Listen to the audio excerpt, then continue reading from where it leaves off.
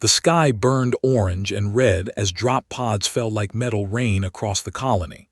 Each pod hit the ground with a boom that shook buildings and cracked roads. Inside those pods were monsters. The Empire had come to 7, and they had come to conquer. Commander Park stood at the tall window of the defense station. She watched her world die below. Fire spread through the mining town. Buildings fell. People ran through the streets like tiny dots, trying to escape something they could not escape. They were everywhere. Was 34 years old. She was not tall, but she stood straight like a soldier should. A long scar ran from her left eye down to her jaw. She got that scar 3 years ago when a reactor exploded on her old ship. 11 people died that day. She lived. She always lived, even when she did not want to. "Commander," said a voice behind her. She did not turn around. She knew that voice. It belonged to Lieutenant, her second in command. He was young, maybe 28, with a round face that still looked like a boy's face. But his eyes were old now. War made everyone's eyes old. "Tell me," said. "We lost contact with sectors 4 through 9. The ground forces stopped." He took a breath. "They are not taking prisoners, Commander. They are killing everyone." Closed her eyes. She counted to 3 in her head. 1, 2, 3. Then she opened her eyes again. How many civilians reached the bunkers? Maybe 6,000. Out of 40,000. The number hit her like a punch to the stomach. 34,000 people, dead or dying, families, children, workers who came to this rock to mine minerals and build a new life, all gone in less than a day. "Get me a communication channel to the flagship," said. Her voice was flat, cold. "I want to talk to whoever is leading this attack." Looked at her with wide eyes. "Commander is that wise, they might." "Do it." He did it. The holographic screen flickered to life in front of, and there he was, the monster in charge. The Unbroken stood almost 3 meters tall. His body was covered in gray scales, hard as stone. His eyes burned like amber fire. Across his chest and arms were hundreds of scars, each one a mark of battle, each one a victory. He was an alpha beast, the highest rank in the Empire. He had conquered 63 worlds. He had never lost. "You are the leader of this resistance?" asked. His voice was deep and rough, like rocks grinding together. The translator made his words clear, but it could not hide the contempt in his tone. "I am Commander Park of the Earth Colonial Defense Force." A female tilted his massive head. "Your species sends females to fight." "My species sends whoever can win." Laughed. The sound was terrible, like thunder mixed with breaking bones. "Win? Look at your world, human. Look at the fire. Look at the death.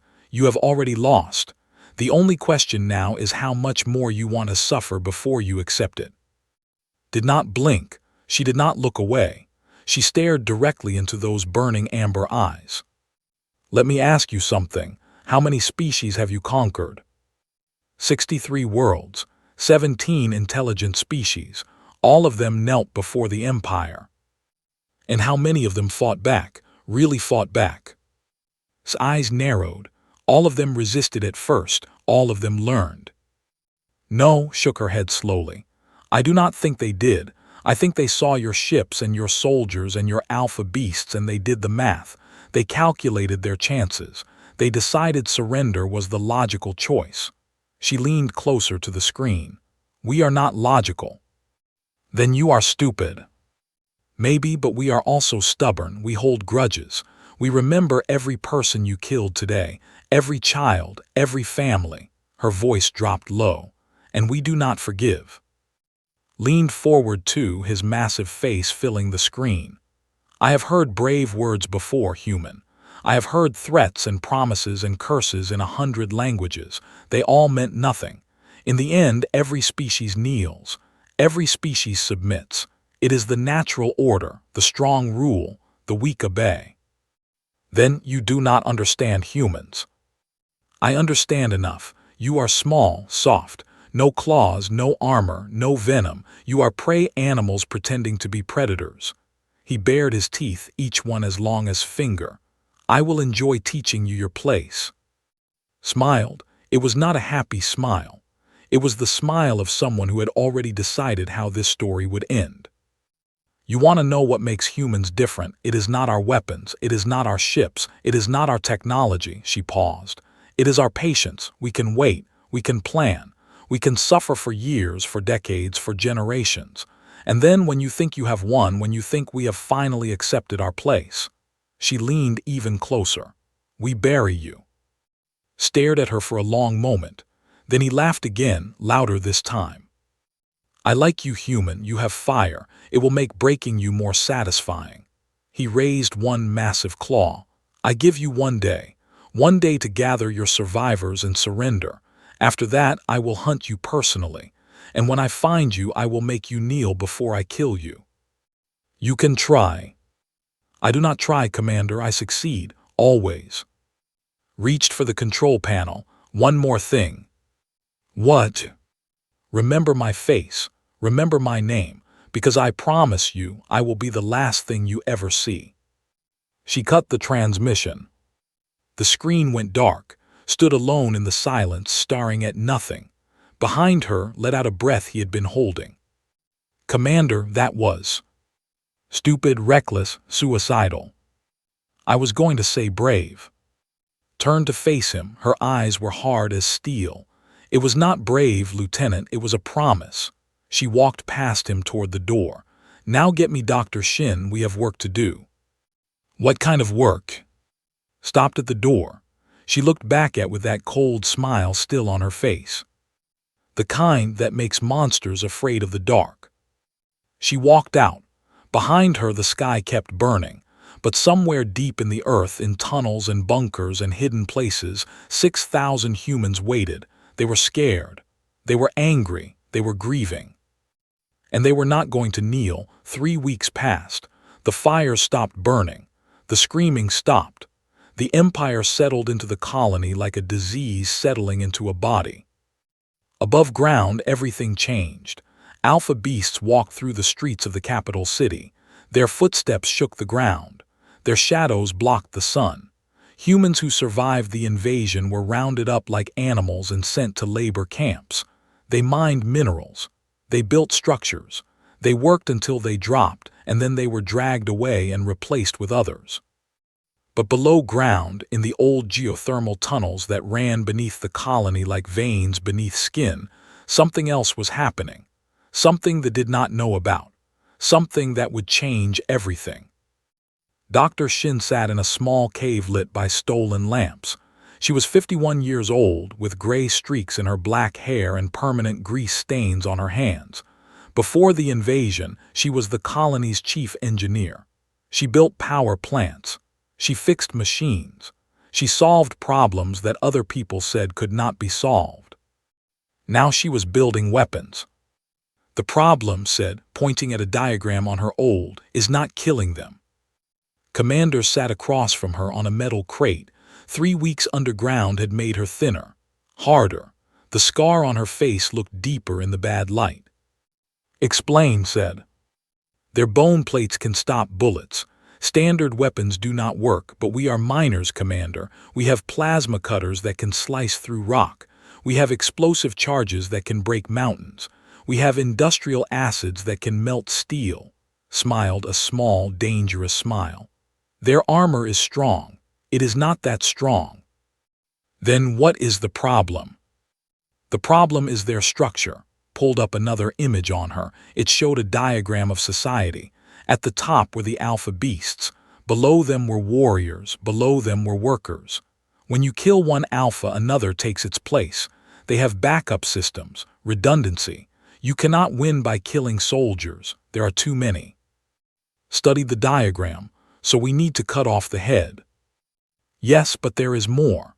Leaned forward, her eyes bright with discovery. "I have been studying their communications, listening to their signals.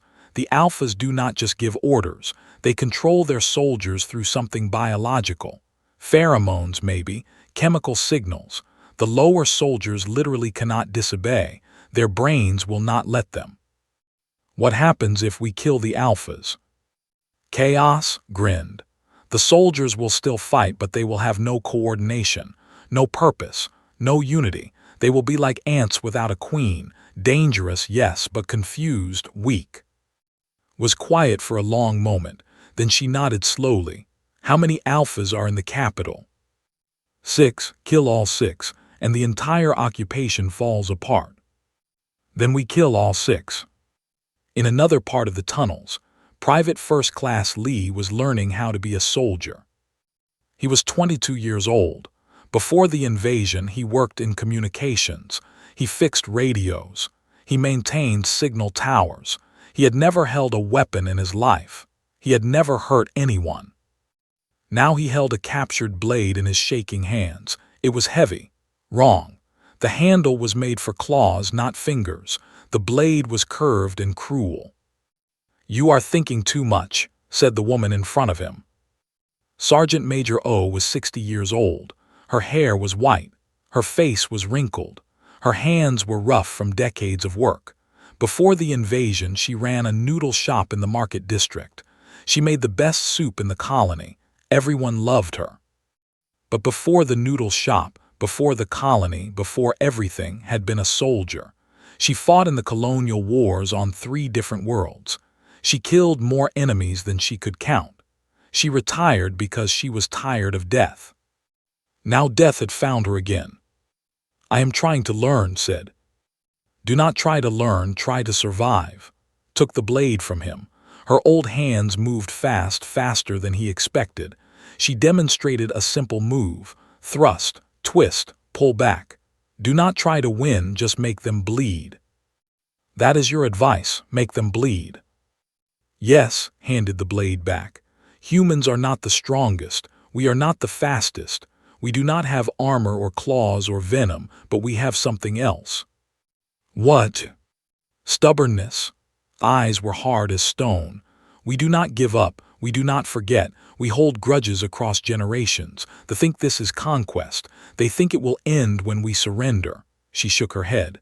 "This will never end, not until they are all dead or we are." Looked at the blade in his hands.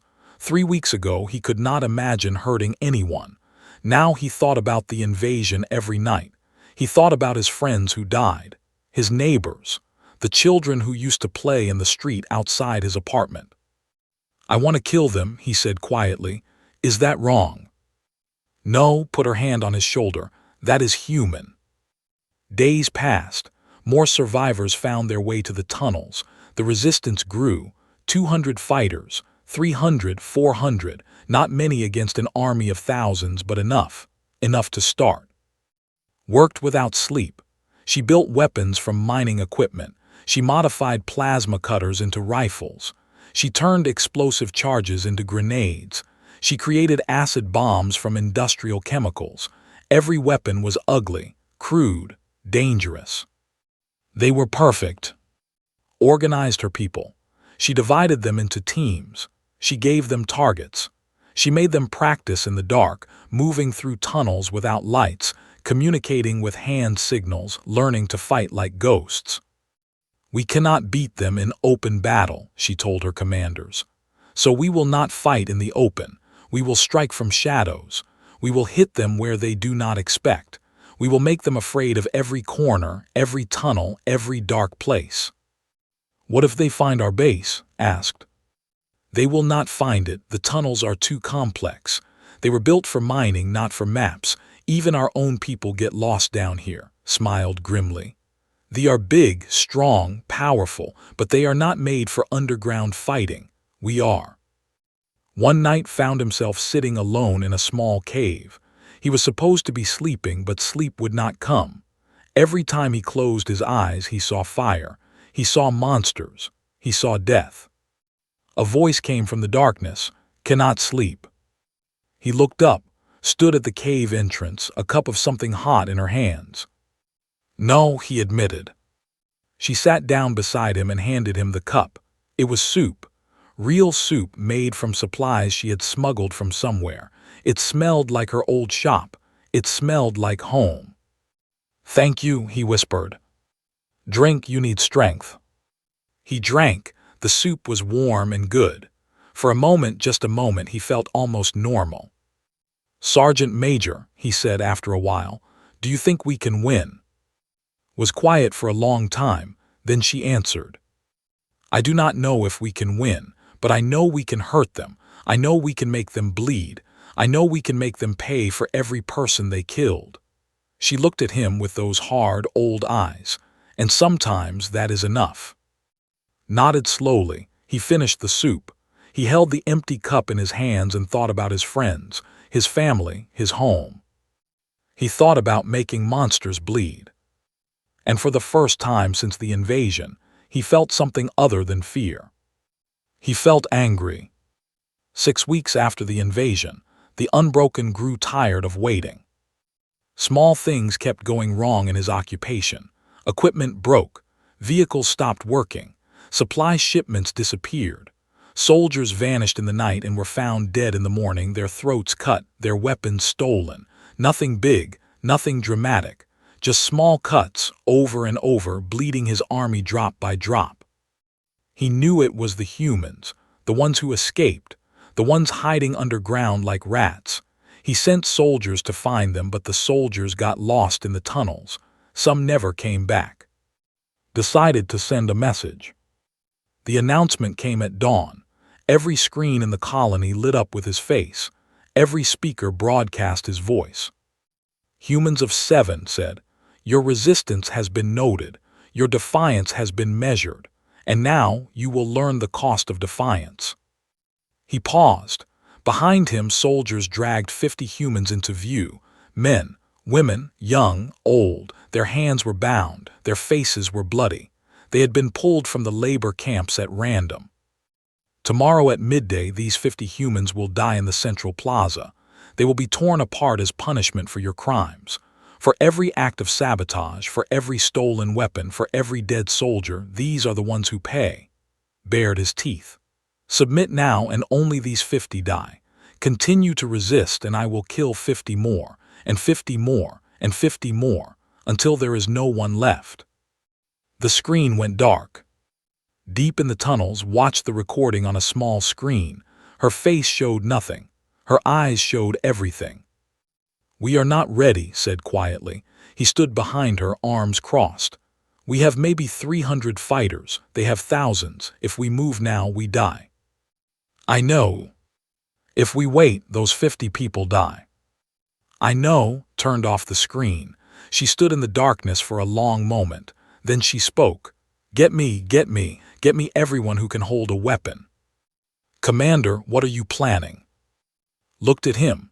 In the dim light, her scar looked like a crack in her face, like something broken that had been put back together wrong. "We are not saving 50 people, Lieutenant. We are teaching them a lesson they will never forget." The plan came together in hours. There was no time for weeks of preparation, no time for perfect strategy. They had one night to do what should have taken a month. Gathered her best weapons. Plasma charges designed to breach alpha armor at the joints. Acid grenades that could eat through bone plates. Modified mining lasers that could cut through anything. "Each alpha has weak points," she explained to the team leaders. "The joints between their plates, the gaps in their armor, their eyes, their throats." She handed out diagrams. "Hit these spots, hit them hard, hit them all at once." Organize the fighters. She divided them into 6 teams, one for each alpha in the capital. Each team had 20 soldiers. Each team had one target. "You do not fight their army," she told them. "You ignore the soldiers. You go straight for the alphas. Kill the alphas and the soldiers fall apart. That is the only thing that matters." Stood with his team, a plasma charge heavy in his hands. His team's target was Warlord, a female alpha who controlled the Eastern District. She was smaller than but faster, meaner. She liked to kill slowly. "Scared?" asked the man next to him. His name was Minu, a former security guard. He was missing 2 fingers on his left hand, taken by a blade. "Yes," admitted. "Good, fear keeps you alive." Minu checked his weapon. "Just do not let it make you stupid." At exactly 11:47 a.m., the resistance struck. 17 attack points, 6 alpha targets, 300 humans rising from the earth like ghosts, like nightmares, like something they had never seen before. The first alpha died in a market square. His name was Commander, and he had conquered 4 worlds before this one. He never saw the attack coming. 3 plasma charges hit his knee joints at the same moment. The explosions were not big, but they were precise. They broke through his armor. They shattered his legs. Fell like a mountain falling. He crashed into a fruit stand, roaring in pain and confusion. Before he could rise, a team of miners was on him. They carried industrial drills. They had practiced this moment 100 times. Commander died screaming. The second alpha fell in a warehouse district. The third died on a patrol route. The fourth was caught in a coordinated crossfire that lasted less than 2 minutes. But the fifth alpha was ready. Warlord had felt something wrong. She did not know what, but her instincts told her danger was coming. When team attacked, she was waiting. The ambush happened in a ruined hydroponics building. Team came through the south entrance, weapons ready, moving fast and quiet like taught them. They did not see hiding in the shadows above. She dropped on them like death itself. 2 soldiers died in the first second. Claws tore through their armor like paper. A third soldier tried to shoot her, but she was too fast. She grabbed him by the head and threw him through a wall. The team scattered. Training disappeared. Plans disappeared. There was only fear and chaos, and a monster moving through them like a blade through water. Ran, he was not proud of it. He heard his teammates dying behind him. He heard laughing, a cold and terrible sound. He ran through broken corridors and shattered rooms, his heart pounding, his breath burning, his legs pumping. But then he remembered. He remembered words, "Do not try to win, just make them bleed." He remembered his friends, his family, his home. He remembered being angry. Stopped running. He turned around.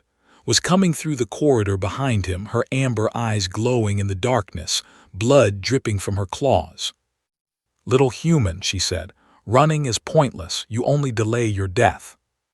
Looked at the plasma charge in his hands, then he looked at the ceiling above, old, weak, heavy with equipment and debris. "Maybe," he said, and he threw the charge. Not at the ceiling. The explosion brought down tons of metal and concrete. Saw it coming, but too late. She roared as the ceiling collapsed on her, burying her under rubble and broken machines. It did not kill her. Could hear her struggling beneath the debris trying to dig herself out, but it stopped her. It trapped her, and it gave the survivors time to escape. Found 3 other teammates alive.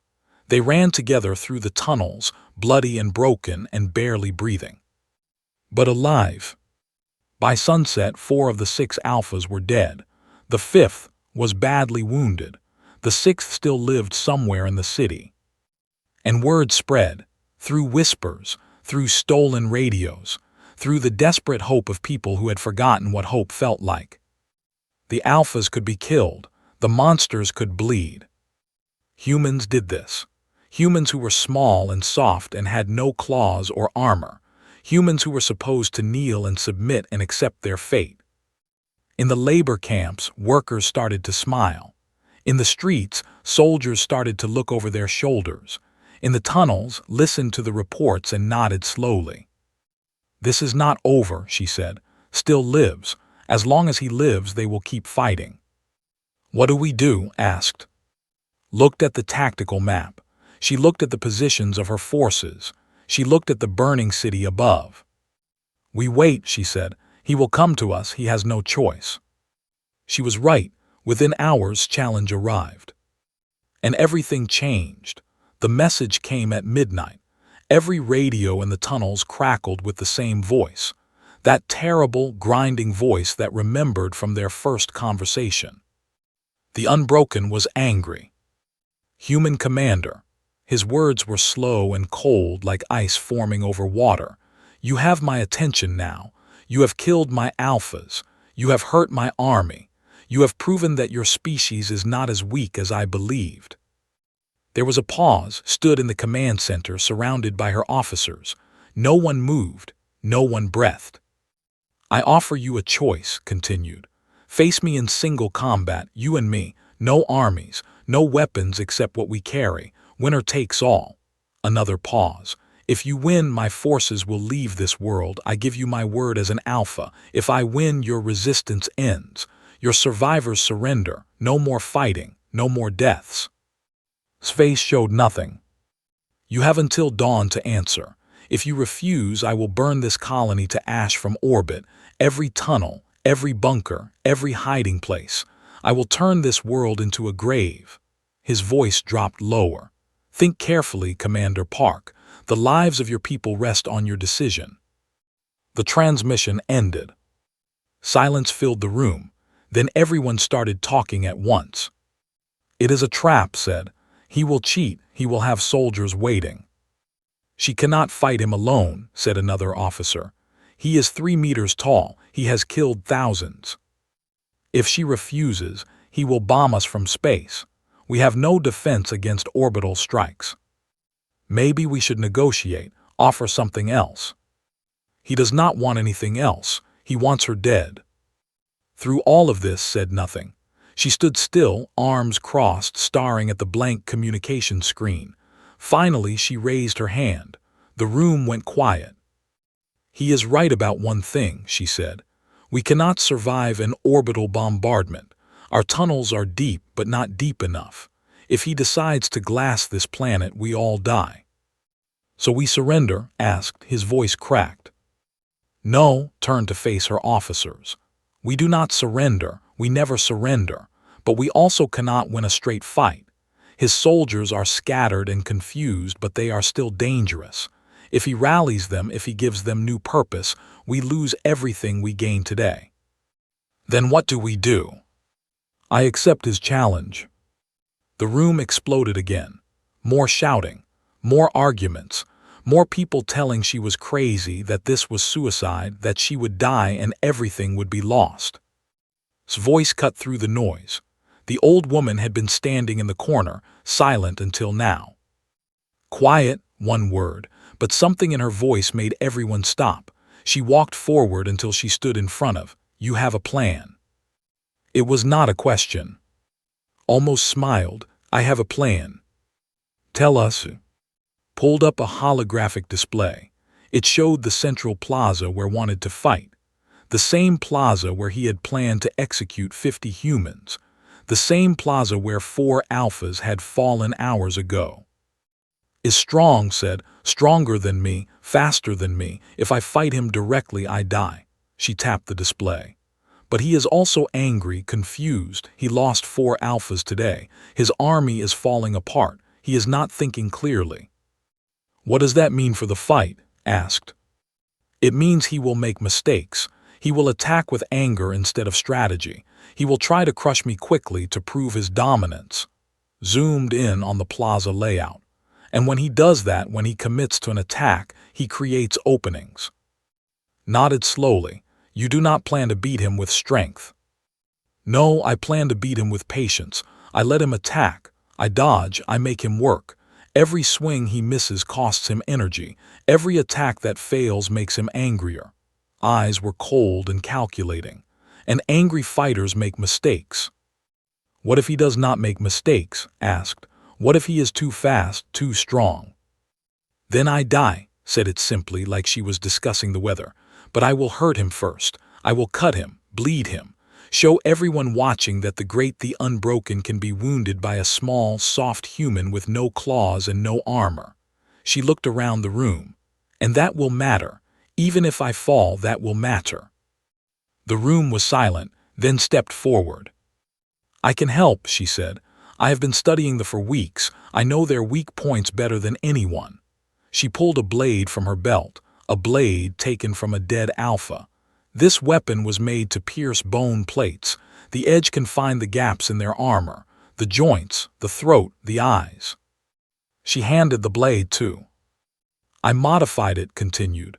"Made the handle smaller for human hands, sharpened the edge until it can cut light itself." She smiled grimly.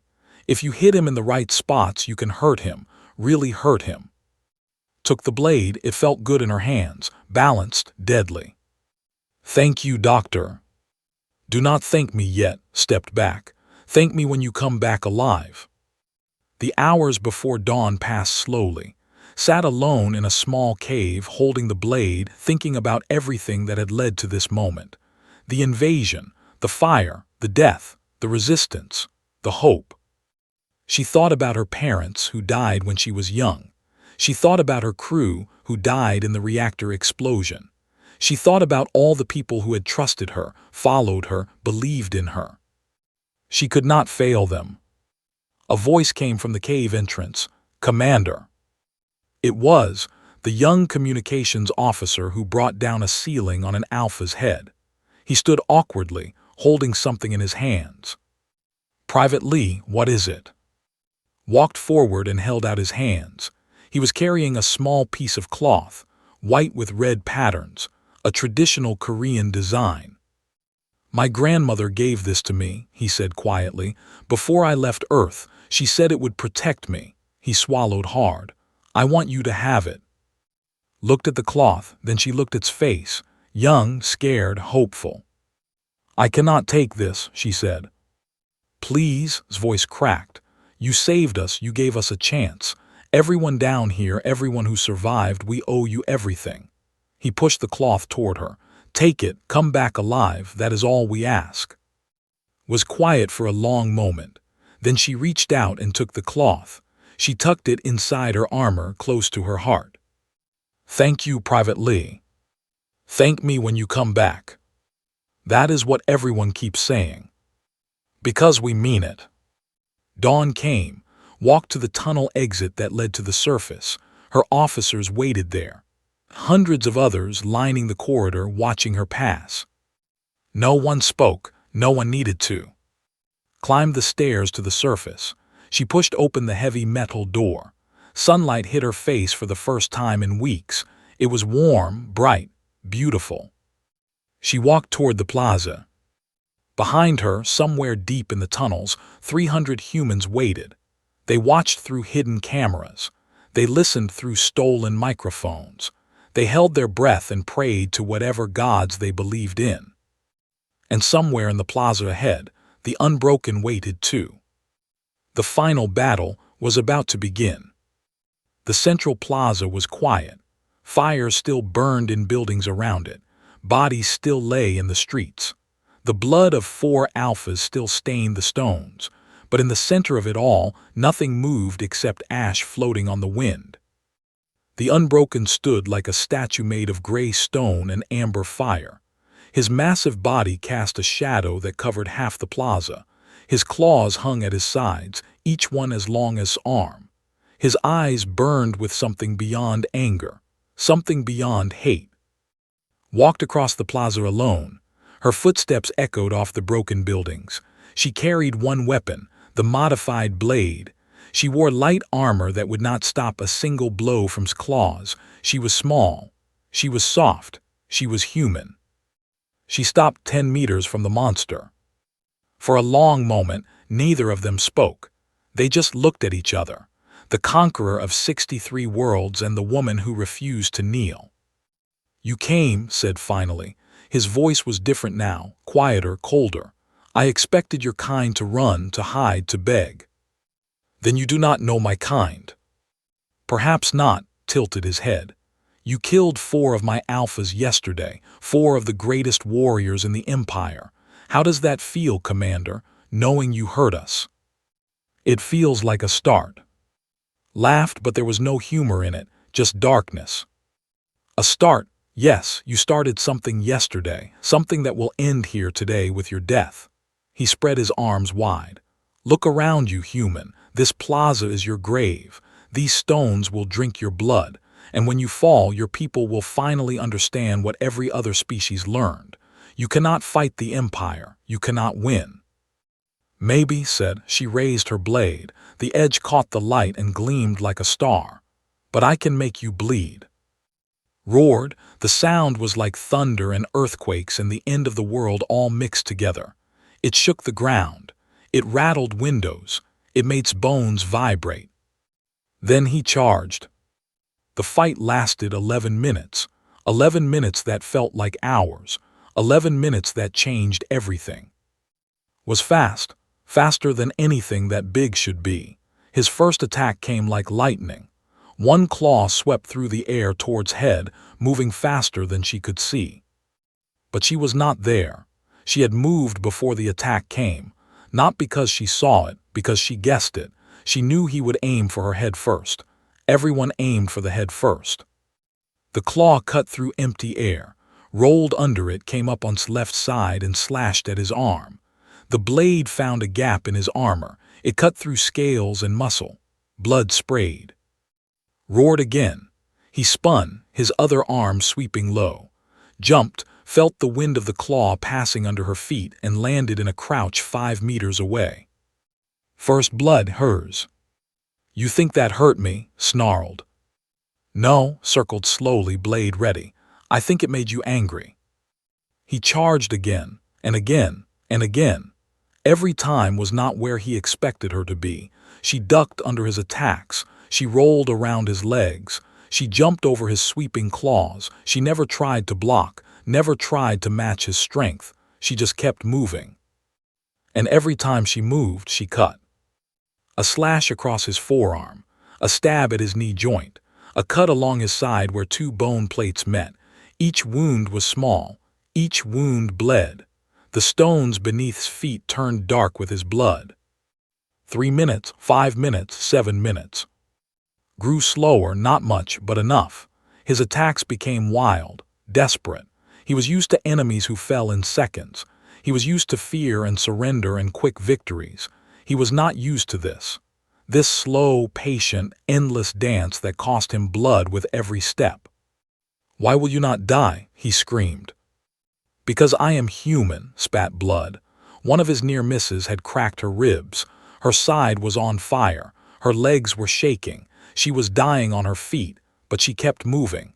And humans are too stupid to know when we are beaten. 9 minutes, 10 minutes. Was breathing hard.